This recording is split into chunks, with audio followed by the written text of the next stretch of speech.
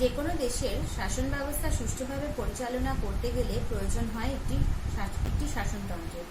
আর এই শাসনতন্ত্র বা সংবিধান লিখিত বা অলিখিত হতে পারে অথবা উভয় প্রকারের সংমিশ্রিত রূপ হতে পারে। ভারতে একটি লিখিত সংবিধান রয়েছে, যেটি পৃথিবীর বৃহত্তর লিখিত সংবিধান। আর এই সংবিধান গণপরিষদ কর্তৃক 2 বছর 11 মাস 17 দিনের প্রচেষ্টার পর রচিত হয়েছে। আর এই রচিত হওয়া সংবিধানটি 1949 সালের 26শে নভেম্বর গৃহীত হয়েছে, আর 1950 সালের 26শে জানুয়ারি সেটি কার্যকর হয়েছে। যে দিনটিতে সংবিধান গৃহীত হয়েছে অর্থাৎ সেই 26শে নভেম্বর, এই দিনটি ভারতে কনস্টিটিউশন ডে হিসেবে পালিত হচ্ছে 2015 সাল থেকে, বা সংবিধান দিবস হিসেবে পালিত হচ্ছে। এছাড়াও এই দিনটিকে জাতীয় আইন দিবস বা ন্যাশনাল ল ডে হিসেবেও পালন করা হয়ে থাকে। ভারতীয় সংবিধানের মূল সংবিধানে 395টি ধারা, 8টি তফসিল আর 22টি অধ্যায় ছিল।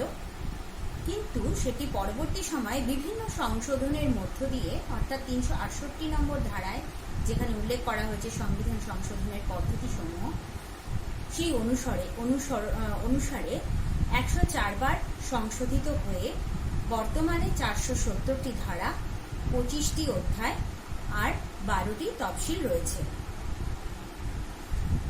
এই ভারতীয় সংবিধানের শুরুতেই একটি প্রস্তাবনা সংযুক্ত করা হয়েছে, যে প্রস্তাবনায় বিভিন্ন আদর্শের কথা তুলে ধরা হয়েছে। সেই আদর্শগুলো আমরা অনুসরণ করে চলব, এটাই ছিল সংবিধান প্রণেতাদের একটি উদ্দেশ্য।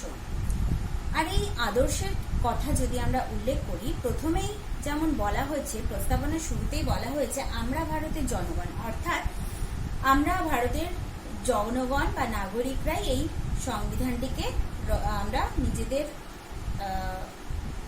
নিজেদের সম্মতির পরিপ্রেক্ষিতে আমরা এটাকে রচনা এবং রচিত হচ্ছে এবং সেটাকে আমরা গ্রহণ করছি। পরবর্তী সময়ে আমরা দেখতে পাই যে 42তম সংবিধান সংশোধনের মধ্য দিয়ে এই প্রস্তাবনায় কয়েকটি শব্দ সংযুক্ত করা হয়েছে: সমাজতান্ত্রিক, ধর্মনিরপেক্ষ, গণতান্ত্রিক, প্রজাতন্ত্র। এখানে দুটি শব্দের উপর আমি একটু বেশি গুরুত্ব দেব। একটি হচ্ছে সমাজতান্ত্রিক, যার ভিত্তিতে কি করা হয়েছিল, সমাজতান্ত্রিক ধাঁচে সাম্য ব্যবস্থা গড়ে তোলার কথা ভাবা হয়েছিল বা গুরুত্ব দেওয়া হয়েছিল তার উপর। এবং প্রজাতান্ত্রিক শব্দটির মধ্য দিয়ে ভারতীয় শাসন ব্যবস্থায় কোনো পদকে বংশানুক্রমিকভাবে সুরক্ষিত বা বংশানুক্রমিকভাবে সেটাকে পরিচালিত হওয়ার অনুমতি দেওয়া হয়নি। যে কোনো নাগরিক তার যোগ্যতা অনুসারে যে কোনো পদে আসীন হতে পারেন। ভারতীয় সংবিধানের প্রস্তাবনার পর আমরা যদি দেখি, প্রথম অধ্যায়ে প্রথম ধারায় আমরা যদি লক্ষ্য করি, দেখা যাবে সেখানে রাষ্ট্রসমূহের সংঘ বলে ভারতকে ঘোষণা করা হয়েছে, যেখানে আমরা দেখতে পাই যে আমাদের ভারতে 2 রকমের সরকারের উপস্থিতি রয়েছে, একটি কেন্দ্রীয় সরকার আর একাধিক রাজ্য সরকার। বর্তমানে 28টি রাজ্য সরকার রয়েছে এবং কেন্দ্রশাসিত অঞ্চল রয়েছে 7টি, জাতীয় রাজধানী অঞ্চল 1টি। আর এই শাসন ব্যবস্থার এই বিভিন্ন অংশের শাসন ব্যবস্থাকে সুষ্ঠুভাবে সংযুক্ত করা হয়েছে সংবিধানের মধ্য দিয়ে, এবং ক্ষমতার বিভক্তিকরণ করা হয়েছে কি না, একটি কেন্দ্র তালিকা, একটি রাজ্য তালিকা এবং একটি যুগ্ম তালিকার মধ্য দিয়ে। এইভাবে ভারতীয় সংবিধানে বিভিন্ন সরকারের মধ্যে ক্ষমতাকে বিভক্ত করে দেওয়া হয়েছে, যাতে কারোর মধ্যে কোনো রকম সংঘর্ষ না বাধে, এবং সংঘর্ষ বাধলে সেই সংঘর্ষ নিরসনের ক্ষমতা বা সেই সংঘর্ষ নিরসনের অধিকার দেওয়া হয়েছে সুপ্রিম কোর্টকে। ভারতীয় সংবিধান রক্ষা এবং ব্যাখ্যার দায়িত্ব সুপ্রিম কোর্টকে প্রদান করা হয়েছে। ভারতীয় সংবিধানে নাগরিকদের 3য় অধ্যায়ে কতগুলো নাগরিকদেরকে মৌলিক অধিকার প্রদান করা হয়েছে। এটি পূর্বে বা মূল সংবিধানে 7টি অধিকার ছিল, পরে 44তম সংবিধান সংশোধনের মধ্য দিয়ে সম্পত্তির অধিকারটি বাদ দেওয়া হয় বা অধিকারটিকে বাদ দেওয়া হয়। বর্তমানে সেখানে 6টি অধিকার আছে। একটি সাম্যের অধিকার, স্বাধীনতার অধিকার, শোষণের বিরুদ্ধে অধিকার, ধর্মীয় স্বাধীনতার অধিকার, শিক্ষা ও সংস্কৃতির অধিকার আর শোষণতান্ত্রিক প্রতিবিধানের অধিকার। এই অধিকারগুলো ভোগের ক্ষেত্রে নাগরিকদেরকে আদালতে যাওয়ার একটি আইনগত সুবিধে প্রদান করা হয়েছে। অর্থাৎ এই অধিকারগুলো যদি লঙ্ঘিত হয় তাহলে নাগরিকরা আদালতে তাদের অভিযোগ জানাতে পারে বা অভিযোগ দায়ের করতে পারেন। কিন্তু এক্ষেত্রে উল্লেখযোগ্য যে রাষ্ট্রের বিভিন্ন রকম নিরাপত্তা বা বিভিন্ন রকম সামাজিক নিরাপত্তার কারণে কিন্তু রাষ্ট্র আমাদের এই অধিকারগুলো বা নাগরিকদের অধিকারগুলোকে কিন্তু লিমিটেড বা সীমাবদ্ধ করে দিতে পারে বা নিয়ন্ত্রণ করতে পারে। বিশেষত যদি জাতীয় জরুরি অবস্থার মতন পরিস্থিতি তৈরি হয়, যেটা আমাদের রাষ্ট্রপতির ক্ষমতা রয়েছে জাতীয় জরুরি অবস্থা জারি করা। এই জাতীয় জরুরি অবস্থা যদি জারি করা হয় তাহলে একমাত্র 21 নম্বর ধারায় জীবনের অধিকার ব্যতীত আর কোনো অধিকার নাগরিকরা সেই সময় উপভোগ করতে পারে না। এক্ষেত্রে আরেকটি বিষয় উল্লেখ করা প্রয়োজন, এই অধিকারগুলো অর্থাৎ মৌলিক অধিকারগুলো কিন্তু কেবলমাত্র নাগরিকরাই ভোগ করতে পারেন। বিদেশিরা কিন্তু শুধুমাত্র জীবনের অধিকার ভোগ করতে পারেন, কিন্তু তারা কিন্তু কোনো রকম মৌলিক অধিকার ভোগ করতে পারেন না। মৌলিক অধিকার প্রদানের পাশাপাশি নাগরিকদের জন্য সংবিধানে পরবর্তী সময়ে কিছু মৌলিক কর্তব্যের সংযুক্তিকরণ ঘটানো হয়েছে। এই মৌলিক কর্তব্য বর্তমানে রয়েছে 11টি, পূর্বে ছিল 10টি মৌলিক কর্তব্য, যেটা 42তম সংবিধান সংশোধনের মধ্য দিয়ে এই অংশটি সংযুক্ত করা হয়েছিল নির্দেশমূলক নীতিসমূহের পরে, এবং সেটা হচ্ছে 4র্থ ক অধ্যায়ে এটা এই মৌলিক কর্তব্যগুলোকে উল্লেখ করা হয়েছে।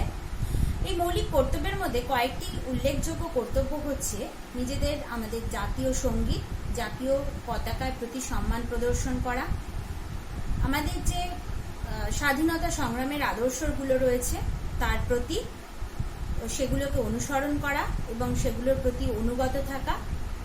এছাড়াও পিতামাতা এবং অভিভাবকদের ক্ষেত্রে যে অধিকার কর্তব্য গুরুত্বপূর্ণ হয়ে উঠেছে, 86তম সংবিধান সংশোধনের মধ্য দিয়ে এটাকে সংযুক্ত করা হয়েছে।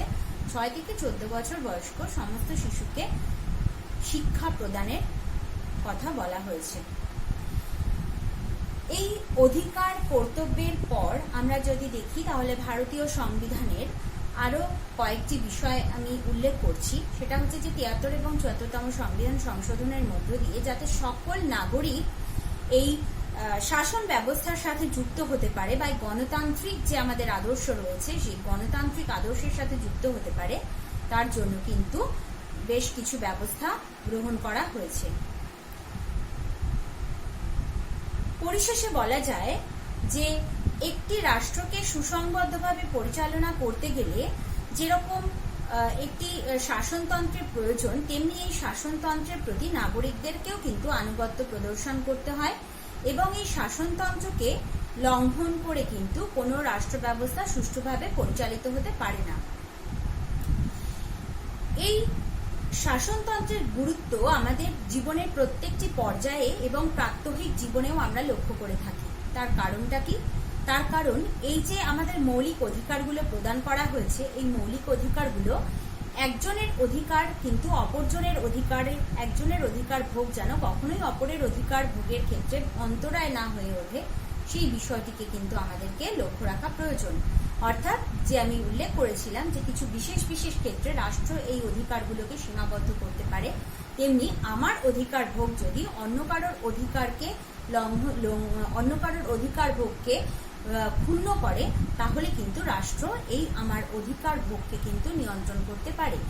পাশাপাশি আমাদের যে মৌলিক কর্তব্যগুলো রয়েছে সেই মৌলিক কর্তব্যগুলোর প্রতি আমাদেরকে সবসময় সচেতন থাকতে হবে বা অনুগত থাকতে হবে।